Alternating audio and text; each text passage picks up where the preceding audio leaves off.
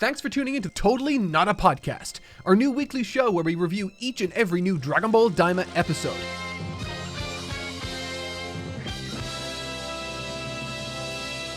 Gang, it's a podcast.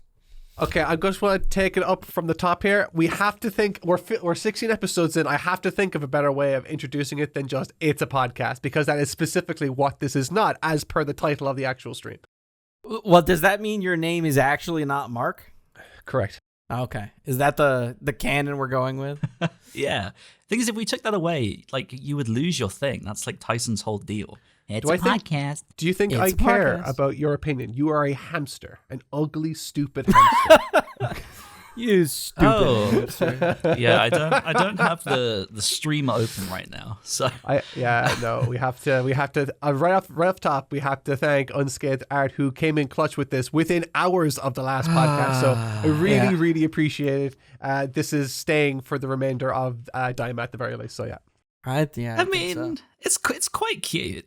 I mean, it feels a little bit scary, but it's quite cute. Nothing about Just it like is you. cute. Yeah. What? I think it's cute. What are you talking about?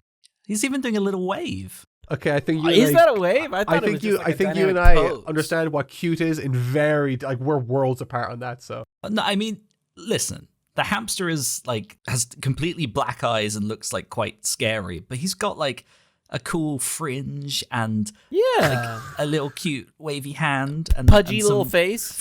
He's even got the little like apple stem at the top of their hair, like the old avatars. Nice attention to detail. Yeah, it's true. Actually, I didn't realize that he was studying the model sheets for this one, so that's good. Yeah, Yeah, man, it's accurate. Even got like the little bit of facial hair. Like it's cute. I'm okay with my new hamster form.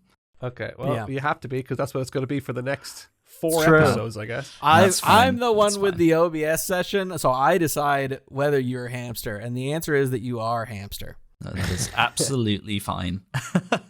This is your punishment for liking that episode, because how fucking dare you have the audacity to like things. I that should you don't. change the little arrow that says shy to wrong. Oh wow. True. I think I would like quit the podcast. Or I would like. I kind of wish that you had that done already. Yeah, that would have been so good. Why No. did I do that? Shit. No, because the thing is, like, if you did that, I would have to jump in and I would have to just automatically counter you and just remove your camera completely and drop in the perplexing meme into your spot instead. Which I think would go down really well, actually. Yeah. Why did they give me buck teeth is kind of my main question. Well, because you're the nerd emoji. Oh, I see. Oh, that also explains the glasses that I don't have. So fair enough. Yes. For the audio listeners, Unscathed secretly allowed me to request a counter to this mean hamster and instead depict Tyson as the nerd emoji. It's perfect. I think it's good. I like the part where they made me a fucking bodybuilder. Big fan of that. Yes. Yeah, you do have the big Dragon Ball neck, just like Just roided out. ripped. Big fan of that. I'll take it. Like really nice angular shading. Yeah. We So have yeah, an the episode this week episode to talk about. Right, Daima. Yes, that's what we're here for. welcome. This is totally not a podcast where we talk about Daima every week. Man. We were very negative for the past couple weeks. I would like to check in and see how we feel, because for me, although I do think this is an episode of two halves, I actually quite enjoyed this and was kind of like back on the Daima train a little bit. Yep. Am I alone? Nope, I'm there with you on that one. What about you, Mark? Kind of two minds about it. Yeah. I'm kind of somewhere in the middle. It's definitely better than last week for sure. The first half was weak. Second half was better, but not like in a way that made me go like, ooh, wow. You know what I mean? Yeah. I would agree.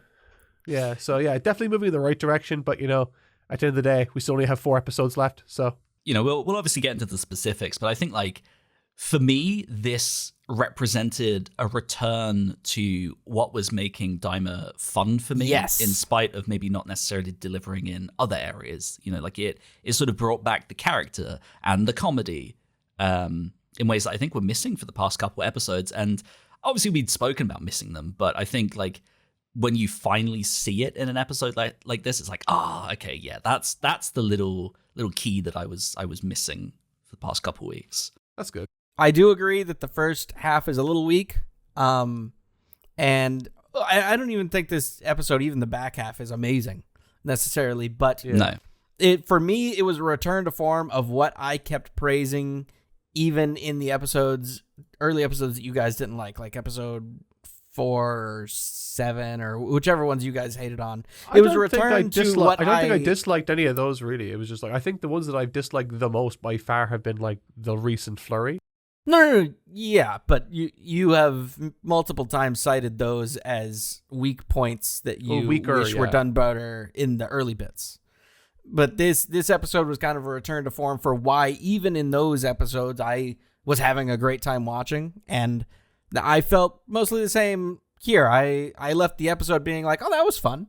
I mean, there are things that could have been done for sure better, and I still don't think that this episode is good as the first 10 episodes, any of those really. But yeah, I agree. For sure, yeah. Definitely a solid swing upwards, and for the first time in about a month, I didn't leave the episode a little bit annoyed that I watched it, which is a big improvement. Oh God, yeah, it has been a month, hasn't it? Jesus Christ.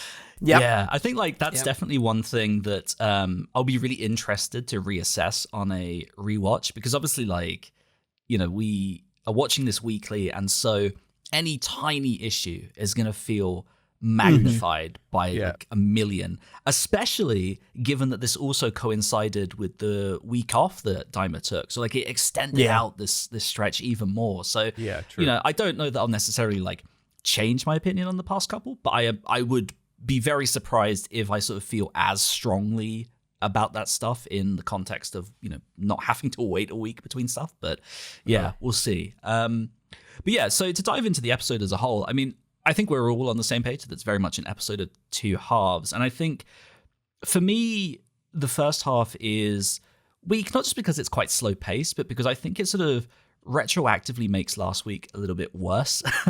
I obviously don't want to retread everything that we did last week, because that was quite intense. That was like a solid hour and a half of pure negativity. But this episode begins with the confrontation with the military force, the special squad, Ginyu wannabes. And last week we were like, oh, you know, if we go in here and like it starts being a struggle, that's going to be kind of annoying. And it doesn't go that way. You know, Vegeta dispatches them in approximately 0.3 seconds with a very, here's the word, perplexing fade to black that we'll talk about. But I was going to say, I have to talk about that, But yeah, I think like what made this work is that this is what we wanted. We obviously spoke last week about how we need this to be short, because if it gets like dragged out for a whole episode like the last one, that would be a shame. And it does that. But at the same time, it's kind of like, like they had less of a struggle against the intense, supposedly strong part of this squad than last week. Dude, so again, like it just makes last week feel a little bit weird. But again, I don't want to get like too hung up on that, but it was certainly... I gotta say, I did really enjoy the whole Vegeta dispatching this crew thing, because basically every one of their defeats made me laugh out loud, which is, I will say, a great deal of what I'm looking for here. This is exactly how I wanted the last episode to go. Yeah. And I thought the last episode should have been basically this. Yes. Just what happened in episode 15 and the beginning of episode 16 should have just been one episode, and it should have just been half of one episode, I feel, almost. It was just, they just go through these guys like a hot knife through butter kind of thing. Yeah, I think that would have been much funnier than the weird fade to black here. And like... so strange. I think they're also, all tied up. Perplexing even.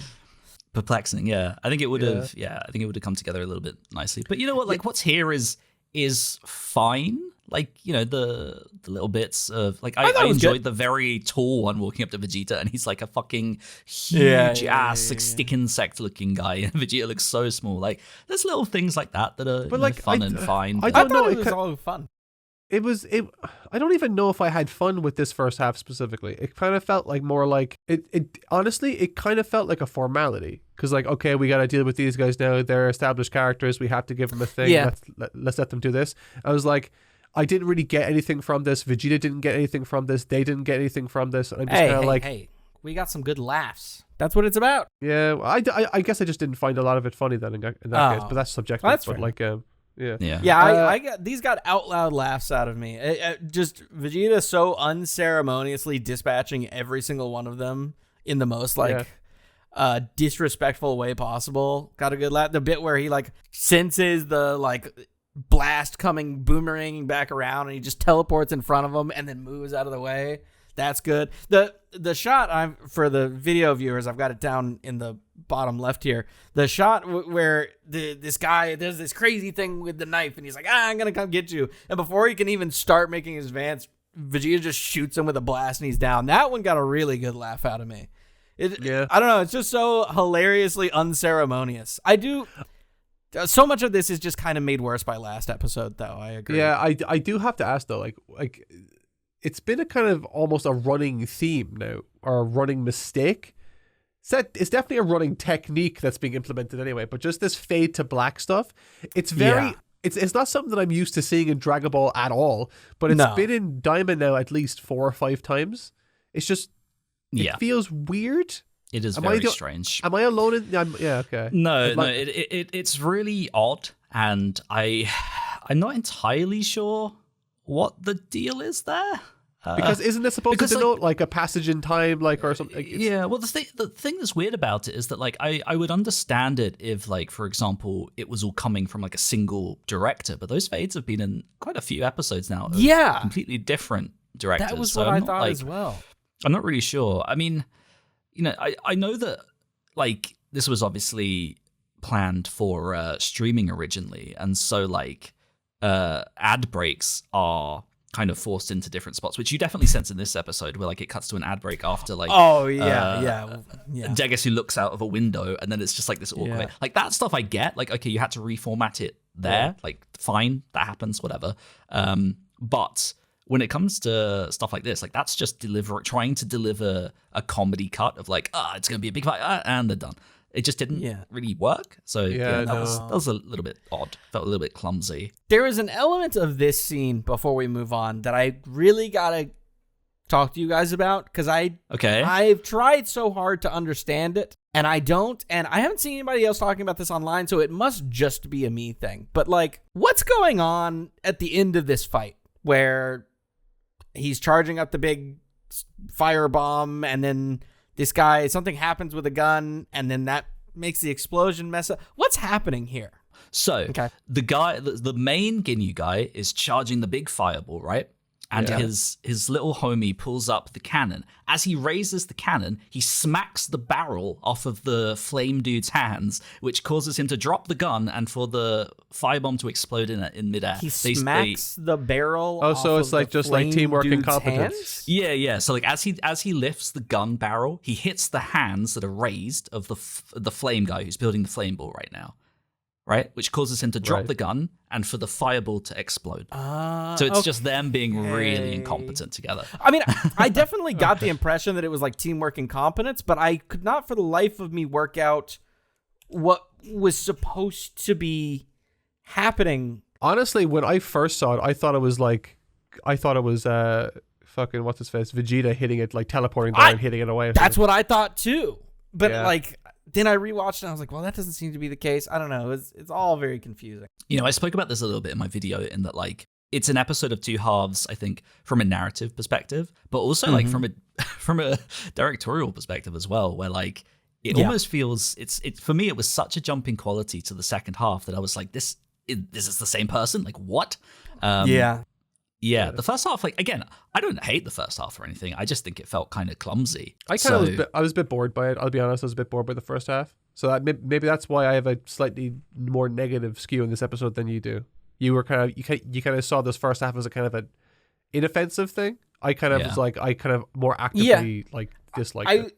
I wish it could have been structured differently if the last episode didn't exist. But given that the last episode does exist, I enjoyed the laughs that I got out of the first half of this episode, even if in the back of my mind I'm like, man, this really needs to go faster because we wasted so much time last episode.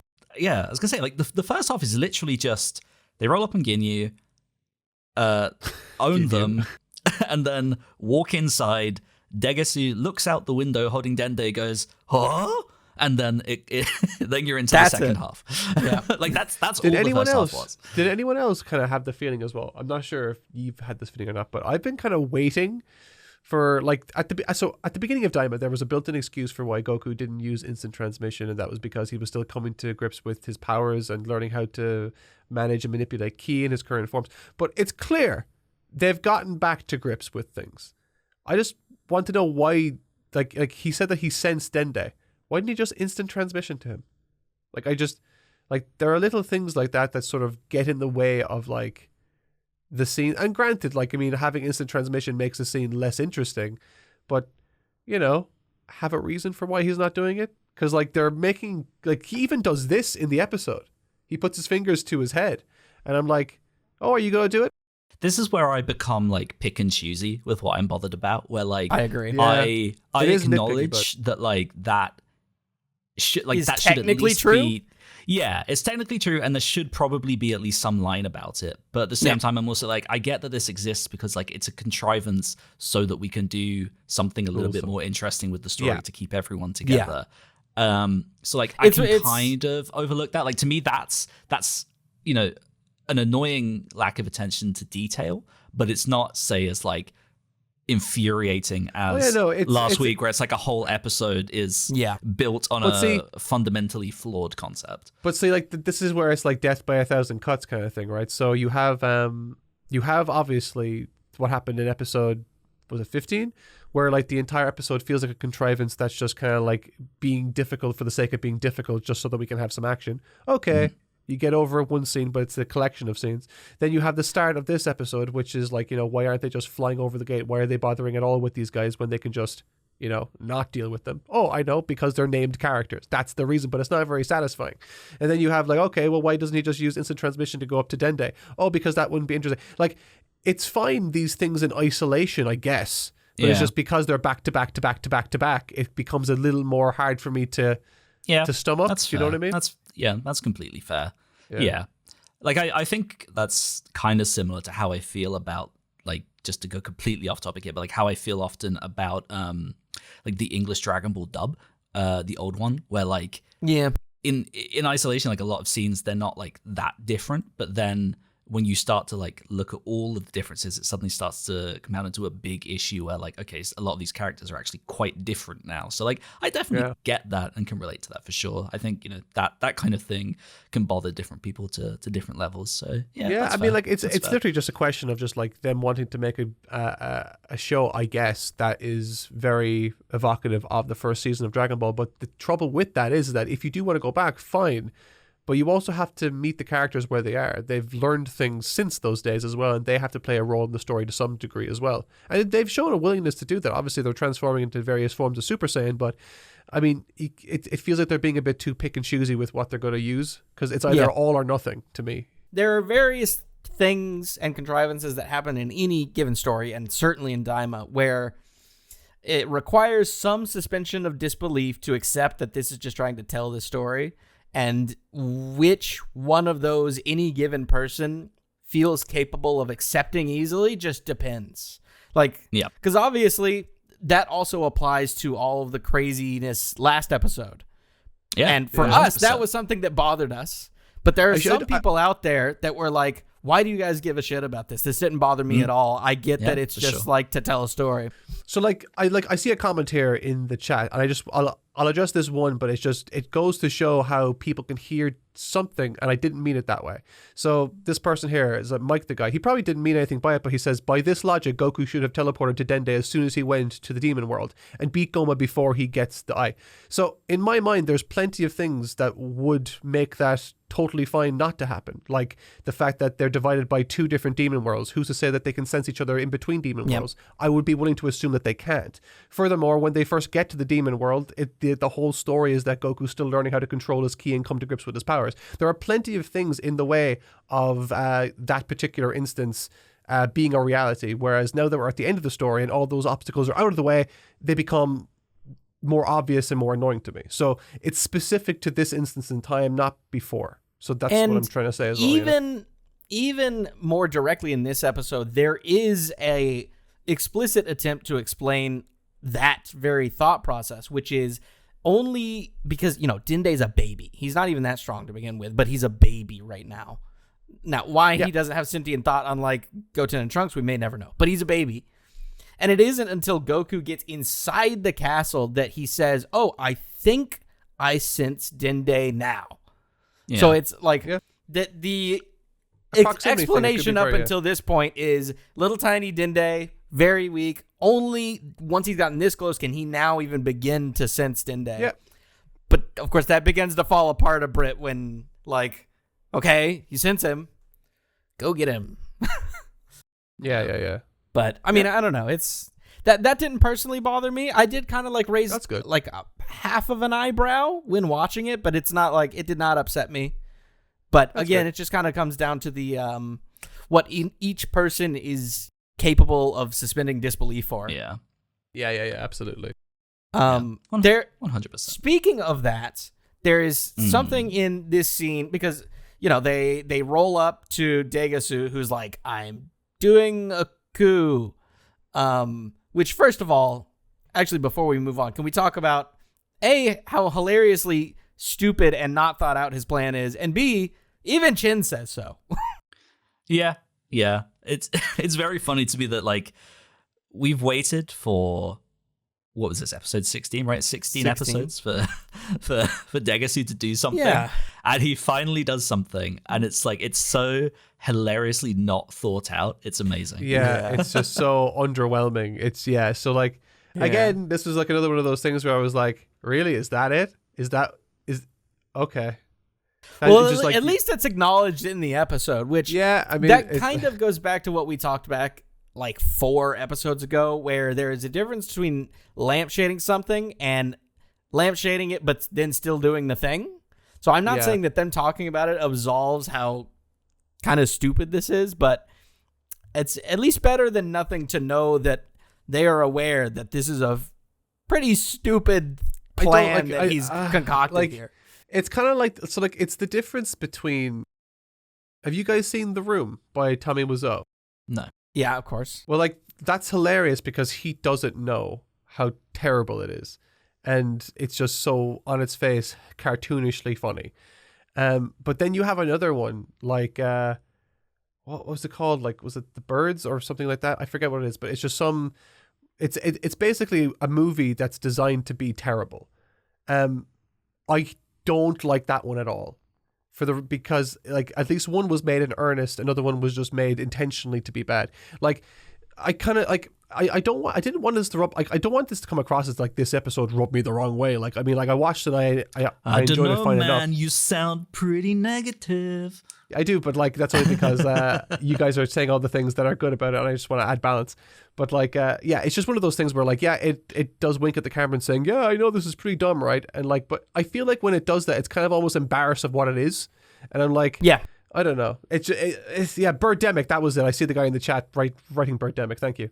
Birdemic. So that was the film that was shit, really bad, intentionally. So I just have no respect for that film.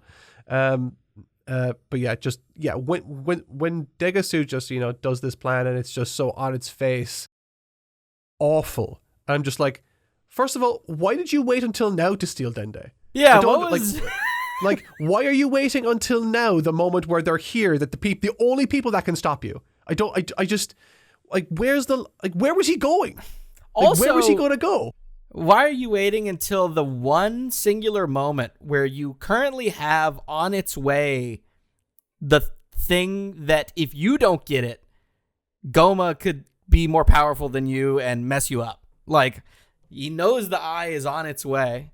He either could have done this before, anytime, or like, waited until the eye was there. I mean, I don't know. Maybe he panicked because he saw that they were here before they got here, but I don't know. At no point did he ever demonstrate any idea, like, that he had a plan. There was never any sort of allusion to like him having a plan. And then when he does eventually show his hand, it's like, haha, I bet you didn't think that I'd try to steal the baby by walking out the back door with a gun. Put a gun on his head. That's still such a funny shot. I laughed out loud even in the context of the episode. Yeah, it is funny. It is a funny visual, admittedly. That's but the thing for me. Like, I've seen a lot of people who've been like upset that DEGESU amounted to basically a joke for the series, which like I do get. Like, I'm hearing what you're saying, but I think like for me, I didn't really care because it was so funny. It was like he gets bullied by shit. And it's like, what the fuck are you doing? Yeah. And then I really enjoyed that it follows up. I think it was Piccolo who asked him like, but Supreme Prime, what do you do? Like, I really enjoyed that immensely. I wanted to talk about that because people have been complaining about this line online. Yeah, that didn't bother me at all. That didn't bother me at all. Yeah, it's a lot of people are like, brother, you've known Supreme Kai for how long now? Why does Goku not know what he does? And this did not bother me almost at all, but I didn't know if it sounds like it's not bothered you guys either. No, I mean, like, realistically, I would imagine that Goku has no idea what Bulma does. I agree. Or Dr. Bree. Like, he would have no clue what these people do. They are just people that do things in his life. Like, I wouldn't be surprised that Goku's thought of these people vanishes from his head because he doesn't have object permanence. Like nearly. Well, like, there's even evidence for this in the show where, like, in fucking, was it Battle of Gods, he forgot that it was Bulma's birthday because out of sight, out of mind, and he had to be reminded of it. Yeah. You know, so he does have some sentience in that regard. Like, back even in Dragon Ball, like, he's collecting the Dragon Balls in the Red Ribbon Army, and his radar breaks, and he's like, I need to go find Bulma. She can fix this. So that's probably the totality of his thought of Bulma. Is she works can do on machines. Technology and is my friend. Yeah, exactly. Only thinks of Krillin because when he only thinks of Krillin when he needs like bench warmers for a fucking tournament. He only thinks of Gohan when he needs someone who can go into a tournament with him. Fight. Is my son can fight. Yep, Shin literally has something to do with Kaio. Is pink. Yeah, literally only thought of Dr. Briefs because Bulma was gone to Namek. That was like literally those things are all true. So like him saying this about Shin didn't bother me at all. So it's perfectly in line with his character. Yeah, I just thought that was just like the perfect kind of bookend to this funny little moment. Just it all just feels like it's kind of born at the expense of DEGESU, and like it is. Yeah, Shin is just and like... Is he a character that has wasted our time since the very beginning? Absolutely. But we're going to move past that. You know what I think it is, honestly? We've talked a lot, a bajillion times, about how Goma is Pilaf.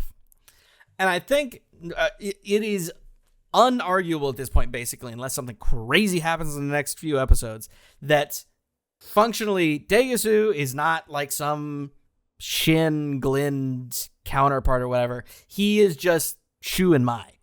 He's like the goofy little underling that's hanging out and doing their bidding. He is kind of, but his design doesn't sell that aspect. That's what I was just about to say. Is at this point we know functionally he's basically Shu and Mai, and I think the problem that has arisen is his visual design does not match that at all. It set up the wrong expectation because he looks sick and he looks like this. I don't know, like it's intimidating. To me, that's what makes it funny, though. He looks. Well, I was like gonna say, obviously, you can retort and be like, "Well, that's the point. It's a subversion." But the subversion is not really built up. That expectation is only because he looks that way. It's not built up any other way throughout the series. There's no allusions to him plotting or anything like that. It's also not satisfying. So it's put that out there. Like, there's a reason that Toriyama, in Dragon Ball, made the goofy characters look goofy because, I don't know. I don't want to think about it too much because I didn't leave this scene being annoyed. I enjoyed the scene for the most part, but I was a little miffed, but like not by any, not for the length of time that we've been talking about it. Identifies. So yeah. Pansy jumps into action and comes flying at him with her fly swatter spatula thing, and gets her thunder stolen in a way. But at the same time, I also kind of like it as like a team up where it's like, Glorio. She distracted him for a second while Glorio yeeted the hat. Like, to me, it was nice to see these two actually be in the story again and have lines. Yeah. They've been I did think so backgrounded for so long. Honestly, specifically Piccolo as well. Piccolo has felt like he's done nothing apart from talk to Neba.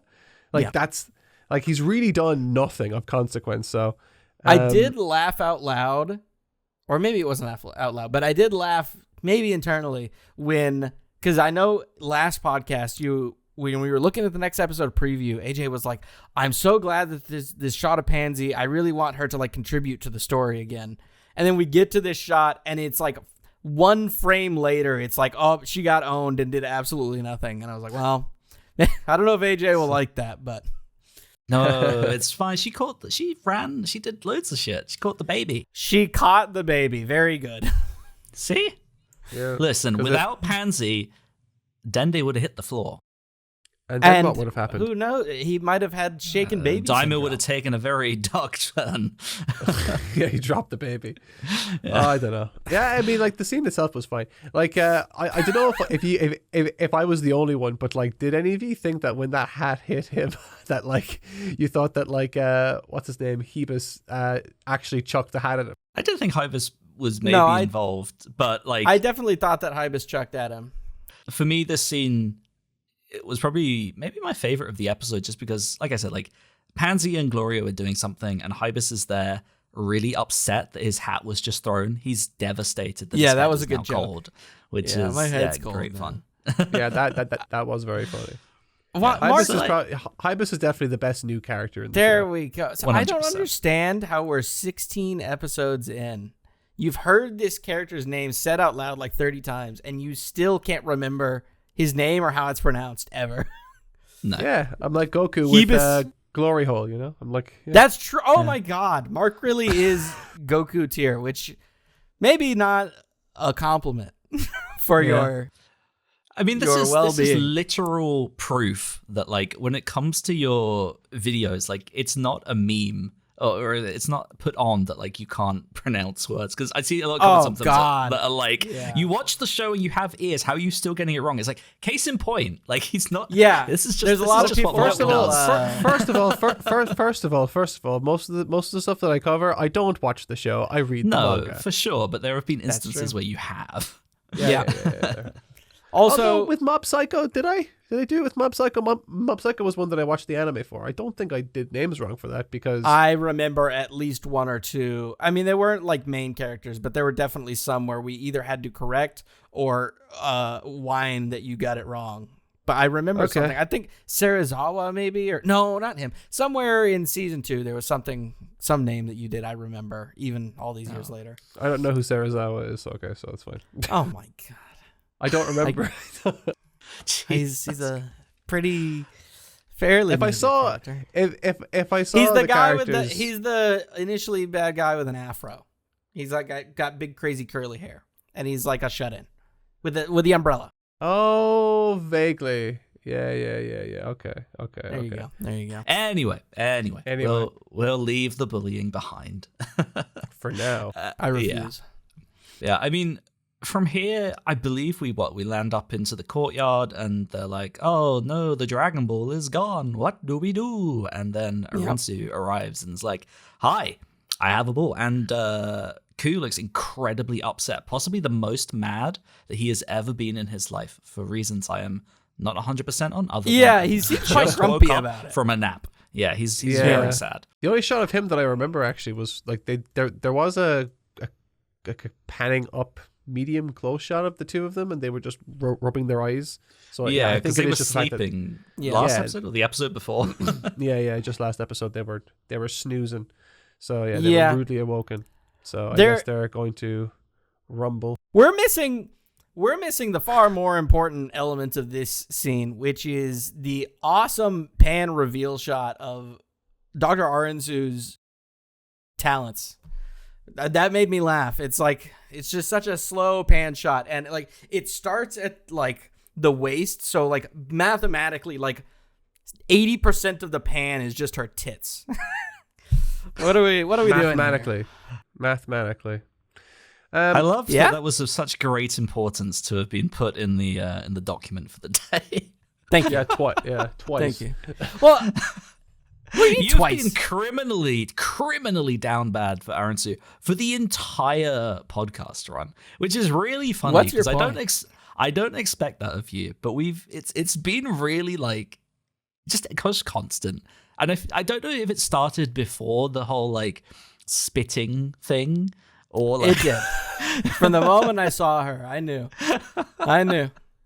It is funny because I'm almost always the anti-horny guy. Like, I cannot stand fan service in anime. I hate just all auxiliary elements. This is something that me and Mark are greatly in agreement to. But have you considered that Dr. Aransu doesn't count?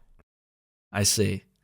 Yeah. Why? For someone who doesn't care, the fact that you found it noteworthy that a very slow pan focused on her chest is incredibly funny. I don't know. It's just to me, it hit me the same way that Spit Shot did, where it's like, I'm not sure what the purpose of this was other than being a little bit horny. Where was this treatment for DEGESU, huh? There weren't any kind of like gratuitous crotch shots for DEGESU, you know? That I am a big fan of equal opportunity. If an anime or manga or whatever is gonna do stupid ass fan service, I'm only going to accept it if it's equal. That's why I like the One Punch Man manga, because Murata makes everybody horny. There's horny small women, there's horny big women, there's horny small men, there's horny big men. Everybody is like sweating and looking good, and I can get down with that way more than most other anime bullshit. I'm so happy for you. I mean, truly revolutionary criticism and commentary. This is what people show up for. I'm proud of you. You guys are all acting like the entire world isn't fawning over Dr. Aransu. I'm not the crazy one here. You're not. I will not be gaslit. I will take any opportunity to bully. No, that's fair. True. I get that. Well, and I respect it. I mean, for me, if I was gonna be a lecherous old Roshi, absolutely. Those female hams. Look at that fur on her. I don't like where this is going. This is much worse. I love cousin it. No, we move into the next scene where we finally get the results of the thief girl, who I thought was pretty cute. Yes, I do get it confirmed that I was not crazy last week, and she is not DEGESU in disguise. He hadn't even left the room. This was just someone who something. This was the best scene of the episode, I think, for me. Oh, 100%. It was immense fun. Like, Gomar has always been a funny little cartoonish cretin, but here he's just like dialed up to 11. He's so funny, trying to get the fucking eye out with a plunger. With a plunger. Like he gets it out and then drops it back in the hole. And as someone who was changing PC parts the other day and dropped a screw inside my motherboard twice, I related very hard to that scene. Nice.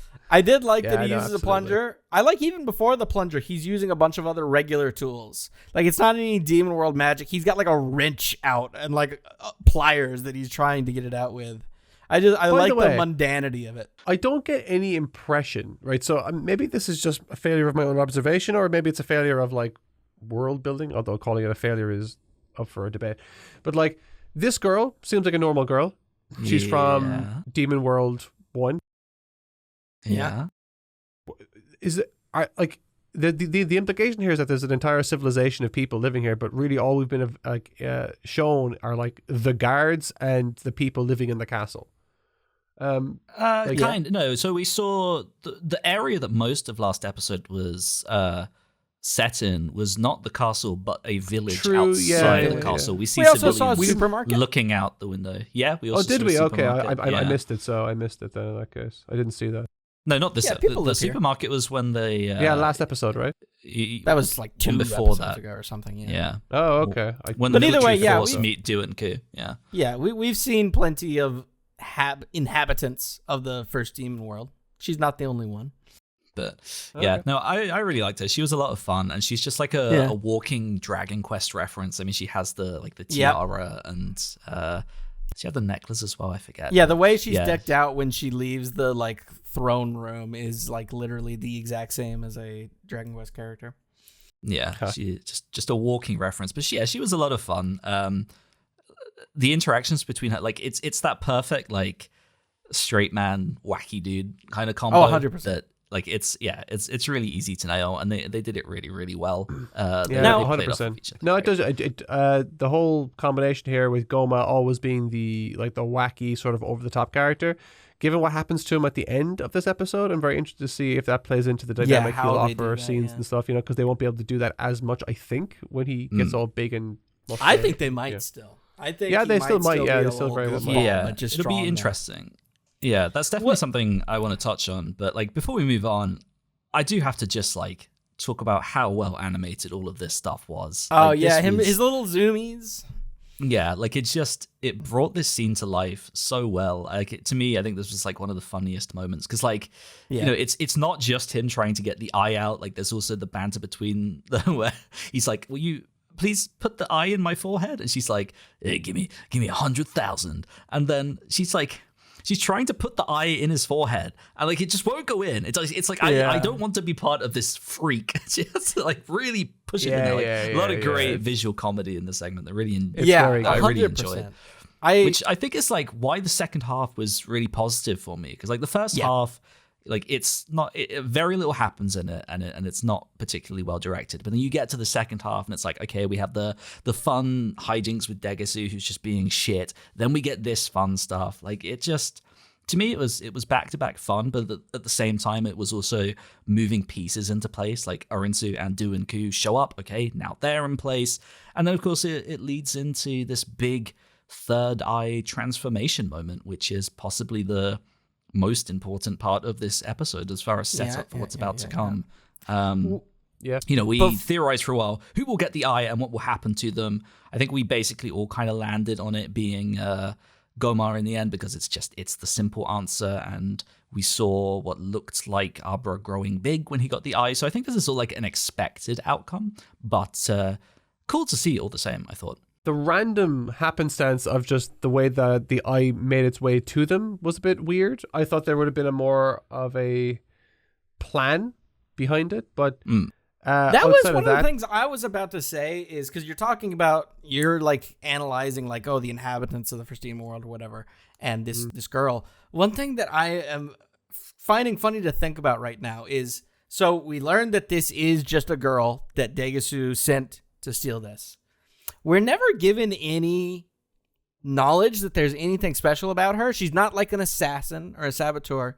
So is the thought here, is the implication that Goma told DEGESU, go get that eye, and the best plan he could come up with was finding a local pretty girl and paying her to go ask for it in exchange for a kiss? Yeah. Yeah, he just like rolled up to the Thieves Guild and was like, go get the thing for me. Yeah, and she went and did her thing. But she's not a Thieves Guild, though. She's just some pretty woman. Yeah, he is an embarrassingly stupid character. I mean, that's great. That's fun. I like that. I will say, I see some people in our live comments saying, oh, why doesn't she have a collar? They've completely forgotten about the collar. That's just a third Demon World thing. Yeah. It's just the third Demon World inhabitants that have the collar. I thought that was going to play into something later. Like them taking time to show that Shin can like break it and stuff. Like that whole mechanic, that whole point of the story is just gone now. Maybe it'll come back again. The story isn't over, yeah. True. I hope it does come back. Yeah, but it's just kind of been gone now for like what feels like 10 episodes. So yeah, I mean, it was like really relevant for that world, and like I think I agree. Its purpose was just like this is a world that is suffering. Please care about it. Like I don't think it needs to be more than that. I feel like there are ways of communicating that without creating this like visual marker. I just felt like that because it was given such pride and place and like a number of different scenes that like I thought it was going to play a much larger role later, and it still might. I hope it will, but like it just seems. And the reason why I take issue with it really is just that like a lot of the time that in a story you'll spend time early on establishing certain things such that it'll make this back half all the more fulfilling. And I feel like that's what this back half is really missing for me. It's just doing more stuff when I want it to be paying off stuff. Right. And it doesn't seem to be doing a lot of paying off stuff because, yeah, a lot of the stuff that was established or I thought was, acting as like a stepping stone or building block is just sort of being cast aside and just put to the side, just saying, hey, wasn't that cool? Anyway, here's hamsters, just like there's a lot of that. And I just kind of, I guess that's kind of why I was a bit disappointed with the DEGESU stuff. Not that it doesn't make sense that like he's an idiot and, who else, what kind of person would follow Goma if not an idiot? But like, I was just kind of hoping that like his role in the story would be justified by some sort of callback to what we had seen before that we might not have thought of. And it just never happened. I had no real expectations for him. The show didn't give me any, which is fine. Well, excuse me for having expectations. Like it based on what we had from him, he could have gone either way. He could have been like a genuine threat, and that would have been cool, or it could have been played for a gag as it was here, and I was fine with that too. Like, I think you could probably argue that like the whole Q plot could have probably had more to it, but I was fine with what was there. I didn't need it to necessarily like tie into stuff from back then. I think I just took this as like, this is the setup to the climax that I was more after, that kind of vibe, after it sort of failed the like action test, I guess. It's the best way to put it. Like it didn't successfully ramp up tension from an action point of view with last episode and the first half of this, but what it did do is it brought back the character and the fun, and it gave us this big Gomar transformation that also changes his voice. So like I want to talk about that, because I think like this is maybe one of the biggest talking points for this episode, which is this has very dramatically changed the tone of the villain now, where maybe. Like potentially where like his voice is now super deep and scary, and like he is fucking huge. I'm really interested to, he becomes Jiren, but with the muscles of like Selmax. Yeah, very, very funny looking. I think it needed to do this, and I'm hoping it kind of like sticks to this in a way, because I think like that's a tone change the series definitely needed. But we'll see. Like, you might be right that maybe goofier elements. He may be like the kind of big hulking dude who throws tantrums and stuff, which might be fun. Because like, I guess maybe the last thing for me that I would want is for him to just become, again, to use the comparison, Cell Max, where it's like, we've done a lot of time building up like the gammas and all this stuff, but we're going to cast it all aside now for a character that just kind of roars for 20 minutes. I don't want that Harudagon kind of situation. It definitely needs to be like, needs to be him as a character, because if he isn't him as a character that he is, then it would just be like, what the fuck was the point? Yeah, what was the point? I'm hoping that what we get out of Goma from this point on is like the villain version of Goten and Trunks in the Buu arc, where it's like, what if you took what is essentially a toddler and gave them the power of like God? I'm hoping we get the same similar thing, but in a villain form here. Like, I mean, that's basically what Buu is, right? But in a different way. Buu is like literally like a baby toddler, whereas I guess I shouldn't say toddler. It's just more like a kid or like a preteen. That's really what he is. It's just some dumb idiot preteen ass idiot motherfucker. It's basically what Pilaf would be like if he was. Yeah, what if Pilaf actually was strong as hell? And that's what I'm hoping to get. I really hope he doesn't become super serious, scary man, because I don't want him to be like as goofy as he was, because I do think we need a gear change, but I just hope that like what comes with it still feels unique, and it doesn't just like regress into I'm angry all the time, bro.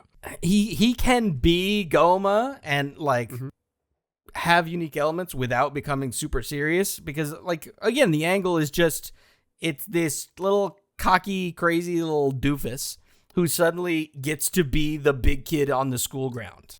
Well, I mean, we get sort of an indication of what it's going to be with the next episode preview, right?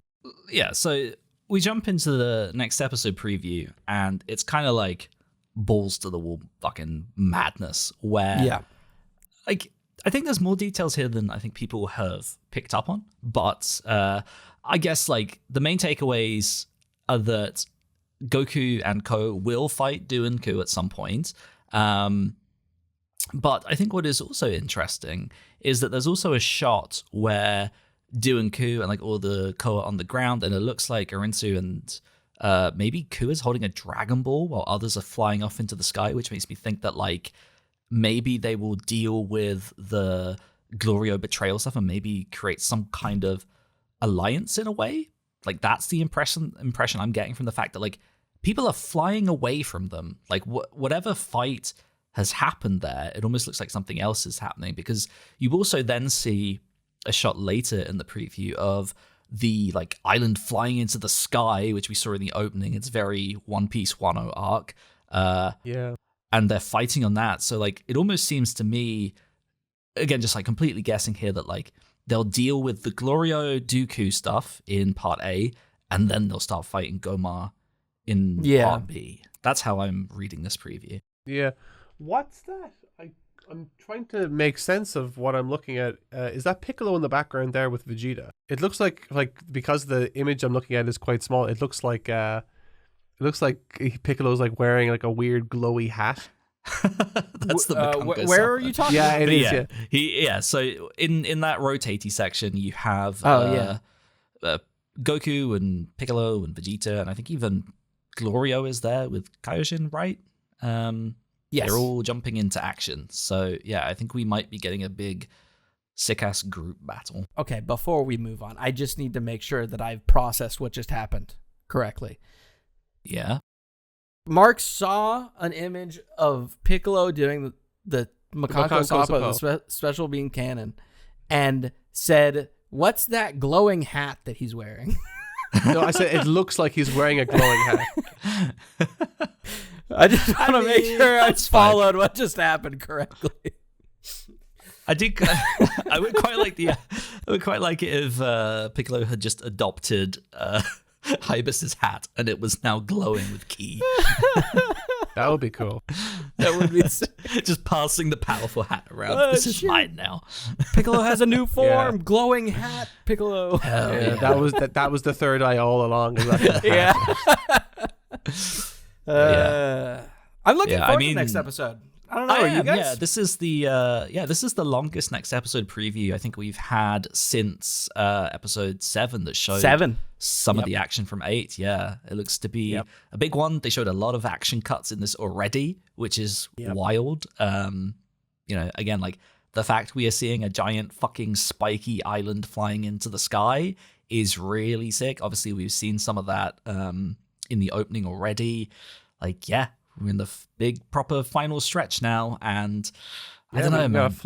We've got a floating stage to do combat on. It's real legit now. Yeah.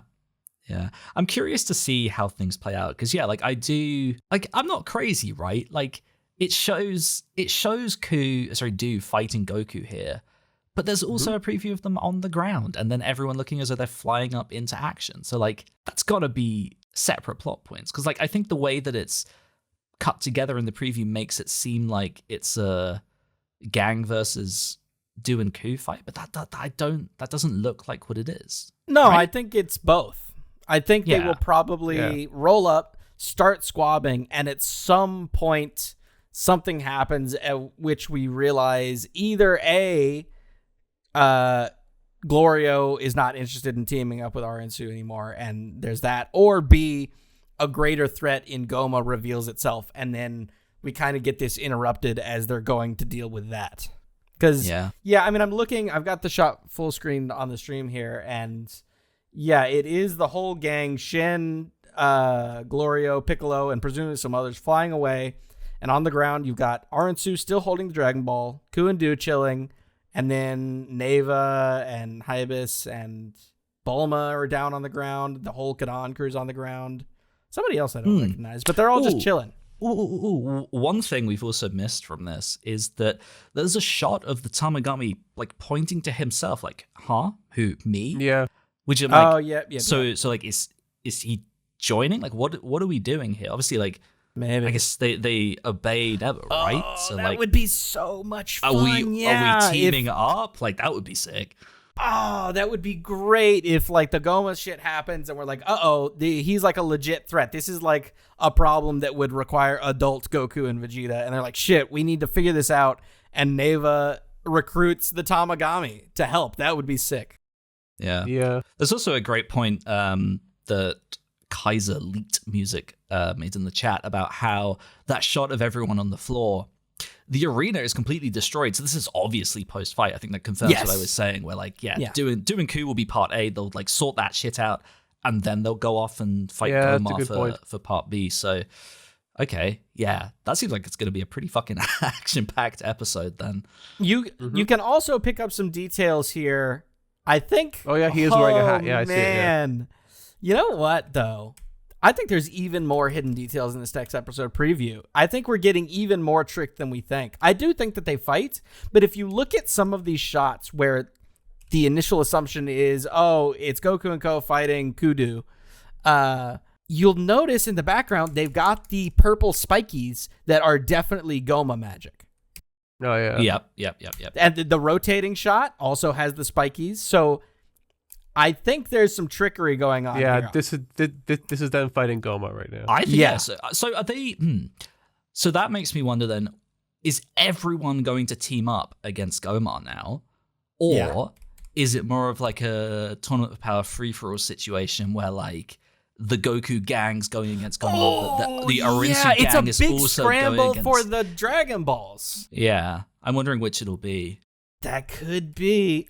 Then again, how does that explain the wide shot that we were talking about where it's Arinsu and Ko just kind of chilling on the ground as everybody else flies away? Yeah, well, that's why I think it might not be a free-for-all. I think they might just be teaming up together. I suspect that there might be... I think they will resolve the Glorio stuff, right? Because otherwise, I don't think that long shot makes sense of them all like hanging out together peacefully. So I feel like, based on that preview, they're going to need to resolve the Glorio stuff, team up after the fight with doing Coup, and then go into Goma battles for part B. That's quite a lot. Yeah. So we got to do the rating. We've done the episode. We got to give it a rating. Yeah. Well, look, for me, I would say I liked this more than episode 7, which was my least favorite episode. I liked it more than last week's, which I guess was maybe my second or third least favorite. So, yeah, I don't know. Like, it was... I don't know what I'd give it. Maybe like a 6. It was fine. Yeah, I give it like a 5.56. Jesus, that's so low. I would give it a... I think I might just give it around 7. I got a lot of good laughs, which is what I'm here for. And so... Fair. I think I'd give it around 7. It's certainly not an 8, certainly not a 9, but I think it was a solid 7 for me. It's definitely not hamster tier, like. No, thank God it was not as bad as the hamster episode. No, I mean as elite as the hamster one, which was what did AJ give it? A 9? A 9. Hey man, hamsters were great fun. So ridiculous. Okay, are we ready to move into super chat stuff? Does anybody else got something they want to say? It's a Q&A time. It's Q&A time. Send your super chats in. That's a really good jingle. And be nice. Yeah, that was great. I will be putting that to guitar and piano later. Don't worry.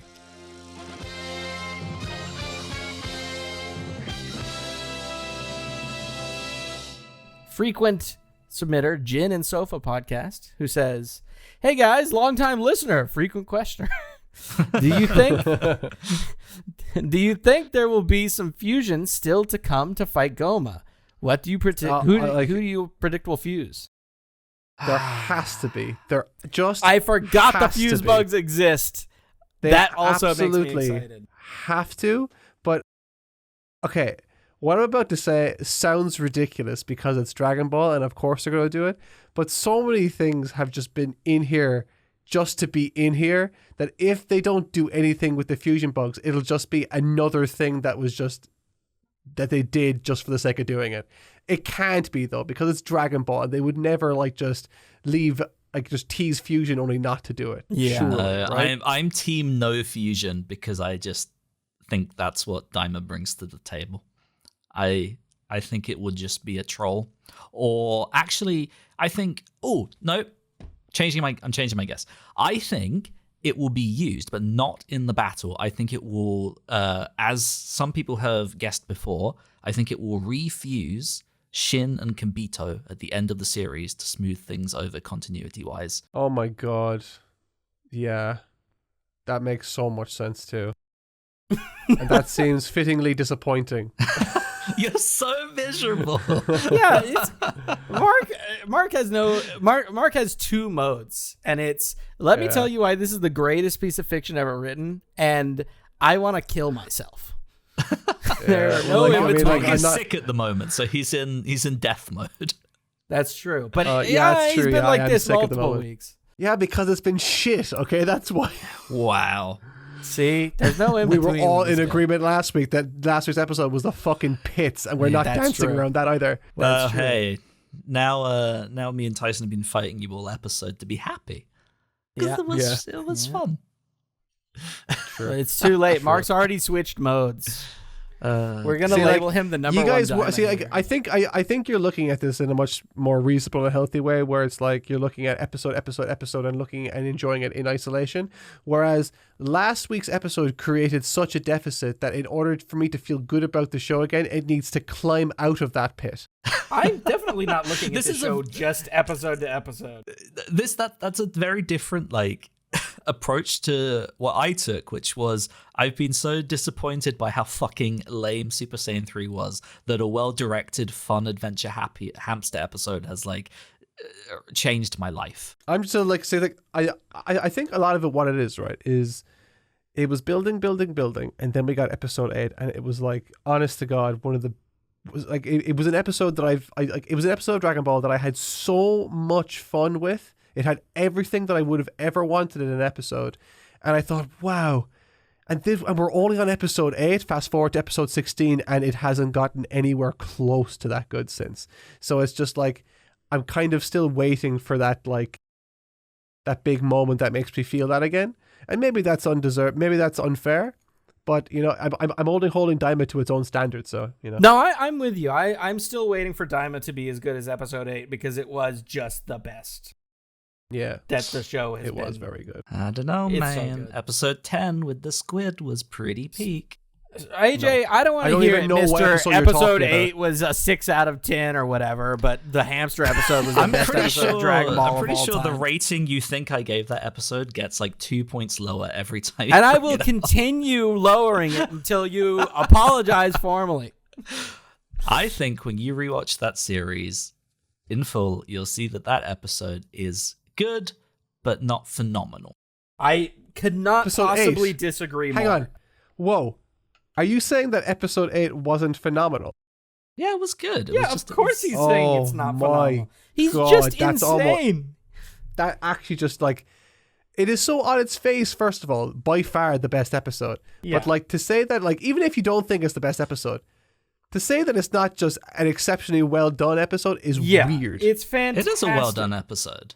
But I think you're gassing up you're having the Rogue One Vader issue of you remember how fucking sick that fight was and how slightly fun the game afterward was, and forgetting the rest of the episode, which is good. The rest of the episode is great too. But it's the first time that the series genuinely starts setting up some puzzle pieces. Yeah, I don't know, man. In the podcast episode, we spend more time talking about the back half than the first half because we were so enthralled by what was going on there. My longest video is on episode 8. It is because it has the best animation. Glowing praise. It has a fun Sheeta edit with King of Lightning's voice. It is a great episode, great fun. I'm a big fan of AJ trying to prove that he likes the episode by saying that his animation channel covered the most animated episode in great detail. As proof. Mm-hmm. Yeah. That has nothing to do with whether you enjoy it. That's just you covering the content of the episode. Because it had the craziest animation. I just wish it was longer. Oh my God. You will be exiled. Move on. When Mark and I take over the world, listen, you will be exiled. No, you suck that episode's dick too hard. You're like, no, it's the best episode in modern Dragon Ball. It is. No, it's the best fight in modern Dragon Ball. A hamster right now. Yeah, okay. Says the hamster. Who's listening to this guy? He's only a hamster. They don't even know how to write English, dude. Okay, what's the next one? We will move on. The next one came in from Unscathed Dart when we were talking about Hamster AJ and Perplexing Tyson. Unscathed Dart said, Mark, don't think you're clear, my man. You're up next. What would I be? I feel like AJ and I were just talking about this the other day. It's hard to say. I think I've come to the conclusion. You know the happy, sad theater mask logo? Oh, so true. Yeah, I think he would be that. Yeah. The happy, sad theater mask. Yeah. That's what it's called. That's what it's called. There's an official name for it, but that's it. Yeah, that's the official name. I think it's like comedy and tragedy. Is that not it? Comedy and tragedy masks is indeed correct. There you go. But happy sad mask is just so much fun. That's way better. Oh god. Yeah, I mean, to be fair, I've been kind of indifferent about this episode, so I'm not sure if it fits, but whatever. If you want to go with that, then we can go with that. No. Do you know? You need to be? You need to be Joaquin Phoenix's Joker. With the quote underneath, I used to think my life was a tragedy, but now I realize it's a comedy. It's a comedy. And just throw that in there with some Dragon Ball manga behind you. Yeah, just you don't even need to draw me. You just need to take a screenshot of me and then just kind of put makeup on my face. Yeah. Turn you into a Joker soy jack or something. Yeah, perfect. Oh god. The super chat that came in after that was from our BFF Oracle, who, again, I cannot thank enough. Yeah, $100. Thank you so much. You are awesome. Thanks, Oracle. I wish I could get her, because I kind of feel like Oracle's old profile picture also had May in it. Is it May or Mai? It's been a minute since I've watched Avatar. I don't remember. Mai, isn't it? Oh, wait, no. There's Ty Lee and then there's May. Yeah, May. That's what I thought. I feel like their previous profile picture had May in it as well. So both of them have May and Azula. I can't tell if they're a May fan or an Azula fan, and that feels important to me. Why? Who are you picking? Well, Azula. She's definitely the more interesting character. Not to hate on May or anything, but definitely the more interesting character, surely. What? Do you disagree? Are you a May stan? No, Ty Lee is mine. I love Ty Lee. Ty Lee is. Of course, Mark likes the bubbly character. Yeah. Yeah, Ty Lee's great fun. You just like Ty Lee because she's pretty, AJ. I don't want to hear it. That's illegal. Boy. What's your point? When's that stopped you before? Wow. Cancelled live on stream. Yeah, there you go. Oh, God. We're canceling this hamster ASAP. Yeah. Dear God. The next question. That's what I was just about to do. Way to go. Good. Now you've delayed it further. I'm going to wait a good 5 seconds before we get to the next one. Just read the fucking question, Jesus Christ.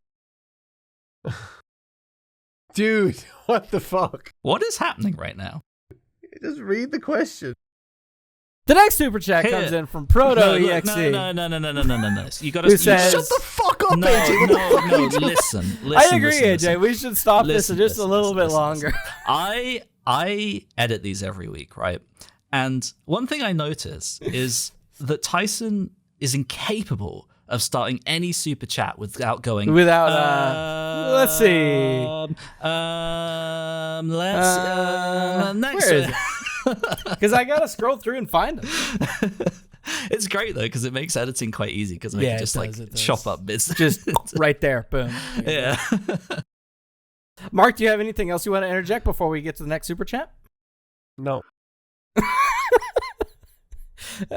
The next super chat is from by the way, Yeah. Just a friendly reminder, you can send in super chats. They're still open. Mark will take them. Just get to the next fucking question. What the fuck? It's fucking 9:30 at night. I got up at 6:30 in the morning. Just let me go to bed. No. Hey man, just fucking... I was. If you recall, I was in the middle of getting ready to read the next super chat. And you were the one that's like, question. you were the one that's like, hurry up and get to the next question. I'm actually gonna rage quit this fucking stream. Just read the next fucking question. Holy balls! This is my favorite part so far. Let's see. Next. Okay, I'm actually just going to open the fucking thing myself and read it. Holy fucking The shit. next super chat is from ProtoEXE, who says, cut episodes 13 through 16 into 2 episodes by completely removing 13 and moving the fish being turned off into 14. Cut out the G-Force completely and use the time to give DEGESU more depth. Then mix 15 and 16. No, you cannot get rid of episode 13. Yes, you can. Which one's 13? That's hamster genocide. No. You can absolutely Yes, you get can rid of it. absolutely get rid of that. No, you can move it. The only thing I care about regarding that entire thing is the fact that he said and has offered the possibility of removing the hamster episode. That is enough to me to validate that particular comment. Yes, let's do that one. Yeah. No. Yeah. No. You must move hamster to the beginning of World 2, where it will suddenly become one of the best Daima episodes, because like, cool, sick new world, rather than, why are we doing this now? Oh, so you're saying that it wasn't a good time to have that episode? I said that in the fucking episode that we reviewed it. But you still think that episode is better than the Tamagami one, which will never not be funny. Yes. Yeah. The next super chat, it's kind of a double super chat from our friend Unscathed Art. They say, would you guys change the look of Goma when he transformed? Would you have liked to see something more than they did? Because I personally would. And then they also say, what would you guys have used DEGESU for? To answer the Goma thing, I'm actually a fan of what they've done with him, because he's such an unserious character that like his his initial form was to kind of facilitate that. And now that he's transformed, it's like a transformation in my mind at least can go one of 2 directions. It can be one that's like a transformation of mindset, which is sort of what Super Saiyan was on Namek with Goku, or it can be a transformation of form, which is sort of what the Uzaru form is, or what Zarban's form is. And I feel like with Zarban, it was like going from handsome to ugly. With Goma, it's going from small and diminutive to large, hulking and imposing. So it's just a contrast, So like if they're not going to go the personality route with him, which I don't think they're going to do, I think they're just going to lean into the fact that this is like the antithesis of Goma's design, which in my mind it works, given what I've seen at least so far. We haven't really seen a full design of it, but we've seen his face, we've seen his big roided out back. I just find it really funny that it just appears to be Goma's regular head on top of a massive fucking Jiren body, which might be the peakest design to ever grace Dragon Ball. No, I think it's great. It's funny. To answer his other question about DEGESU, how would I have done things differently? Like, to answer that question would involve me having to sit down and like reshape Daima's story from the beginning, because my biggest issue is that if you're going to do something with a character, it kind of like it's so much more satisfying if it's been foreshadowed in some capacity or built up to. I wouldn't just like, I wish DEGESU would have done this thing randomly here. That wouldn't really satisfy me either, because it needs to be something that's born of a particular instance in time that was demonstrated, which just hasn't happened. So I'd have to rework DEGESU's entire motivation and plant seeds for that from the beginning. I was hoping that was the case, but it turned out nothing came of it. So the joke's on me, I guess. I think I would be way more fine with DEGESU if his design was more indicative of his role. So I would really just change his visuals. Yeah, that's true. You could do that too. I think if I were to make any narrative change to DEGESU, what I would probably do is kind of hone in on something that was brought up this episode, which also links into this next super chat from Reventaker, which says, DEGESU makes Shin look more competent in comparison. Wow. I think that would have been actually a really good angle for DEGESU, because like people, and it's not even just like the English speaking fandom, like everywhere. People rag on Shin for, in the Boo arc, seeming like being built up as this really smart, sinister situation. It's like, oh, he's like the god even above Kaio and all this stuff. And then he just amounts to like an idiot who has no idea what the hell is going on and is like super out of his depth.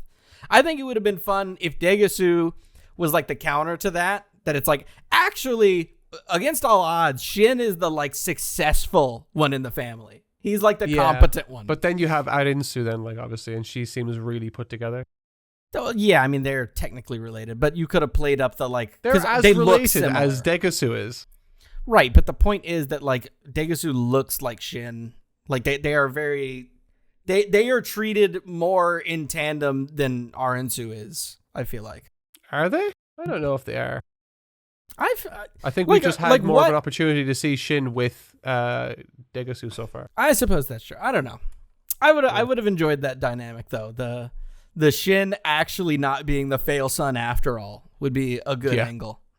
Him being the surprisingly successful one. That would be funny.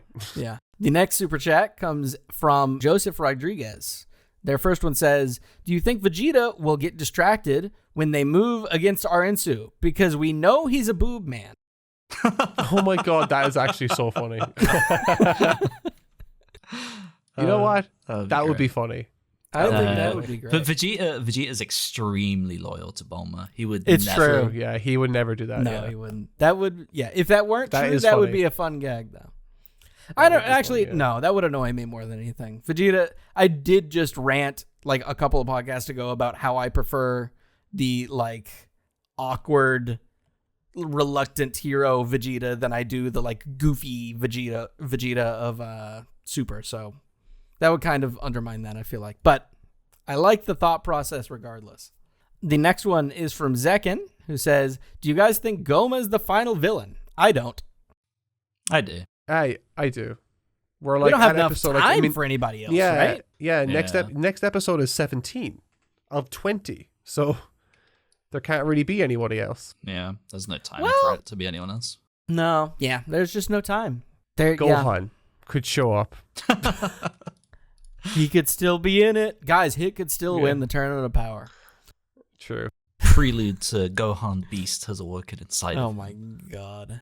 Oh my god. It's out of control. I would love for Gohan to be in this so bad. Oh, yeah. I don't know. We've seen Kid Gohan. We've had enough. Yes, and it was the best Gohan. Just say you love Super Saiyan 2 and move on. Yeah. Oh, we got a Super Saiyan 2 enjoyer over here. My favorite parts of Gohan were like him during Namek. But yeah, I would say that's Kid Gohan for sure. But also, true. Likely story. He's covering. AJ's going to be Hamster and Mark is going to be Kid Gohan. And by that, I mean Super Saiyan 2 deal Gohan. with that. I can still deal with that, yeah. Yeah. Better than being a stupid fat ugly hamster. Yeah, when Mark lays down at night, all he hears is the dub dialogue. But 16, you love life. You love life. Oh my god. Do you know that, because Mark, you used to watch the dub. Do you know that speech off the top of your head on the Domeski? Okay, so just for complete transparency, I've watched the anime, like the original Dragon Ball Z anime, maybe once or twice. I've watched Kai more. But okay. No, it's fine. I got you. Wait. I know the whole thing. It was 16, you love life. Oh, it's like 16, you love life. You need to put the Smoker voice on. 16, you love life. You gave up everything to save it, and you were just an android. Well, I let you die. I let you die. Yeah. Okay. I didn't remember that. I'm surprised that you know the whole thing, AJ. Though I think you just know it as a hater. Your raw hater energy. Yeah, I've been hating it for a long time. I won't watch this anymore. I always think it just sounds like the beginning of like a mid-2000s emo song. It's like, I feel it slipping. I won't watch this anymore. You raise a good point. There's like, it's been for a few years now. It's been a TikTok trend to take like videos or clips of people like crashing out online and like edit those as like Midwest emo. Why have we not gotten that for that dub speech from Gohan?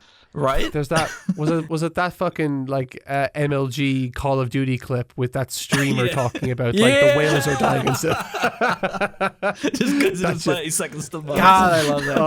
Oh, it's like, honest to God, we had a conversation before the stream about me not liking memes. That was the only meme that I think I've ever seen where it was like I just burst into laughing as soon as I saw it. Did you hear that misery from Mark just then? Oh, I don't like memes. I don't like memes. But that one, it's one of the good memes. Yeah. That was funny. That was actually funny. Yeah, so anyways, gonna need somebody to edit together a Midwest emo like typography edit of Dub Gohan saying 16 Love Life. The next one is a regrettable super chat. And by that, I mean, thank you very much for your donation.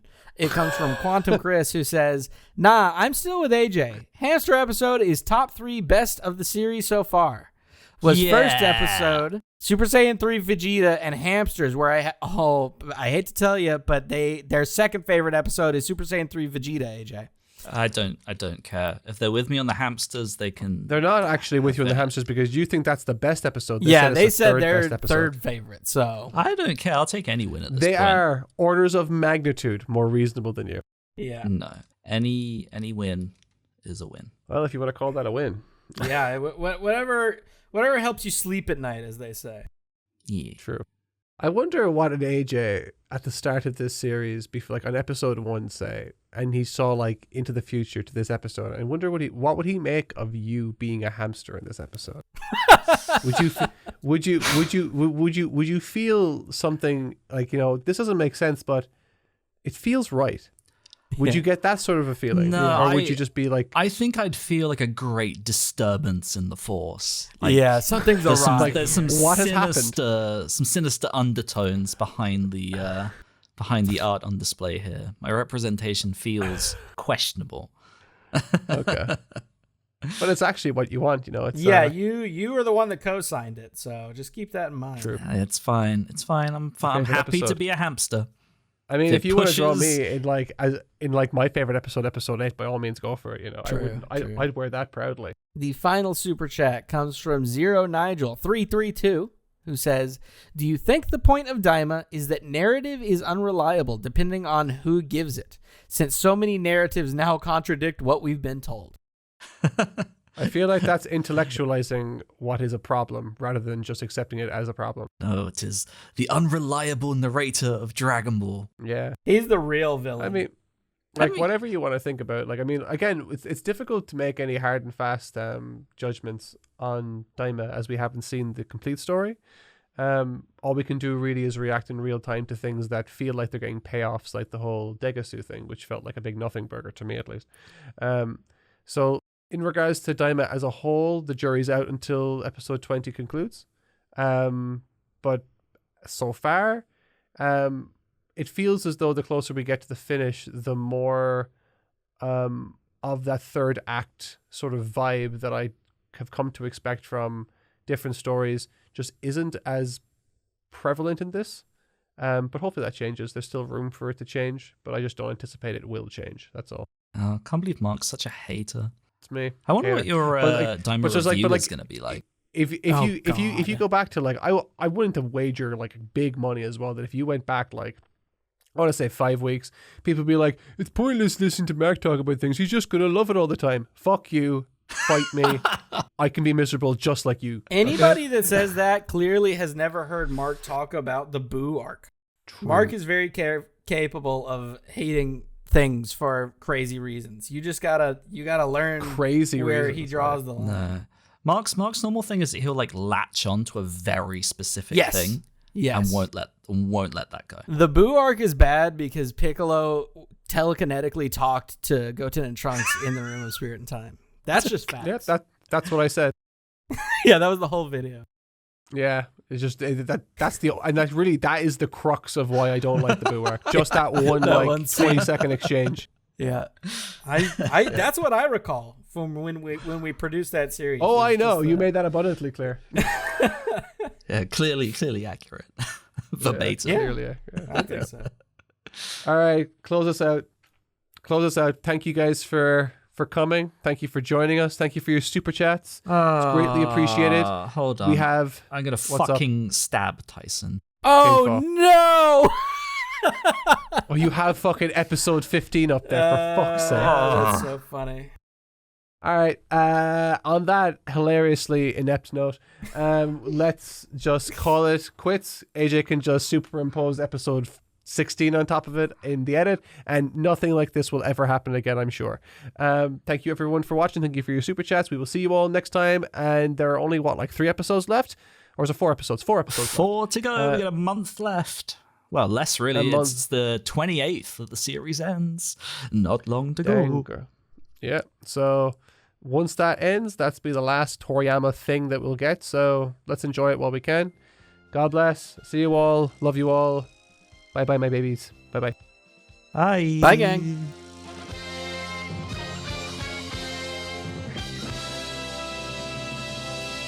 If you enjoyed this and would like to tune in live, be sure to head over to Totally Not Mark's main channel, where we live stream this podcast at 8 p.m. UK time. That's 2 p.m. Central every single week until the end of Daima. Thanks for listening, and we'll see you next time.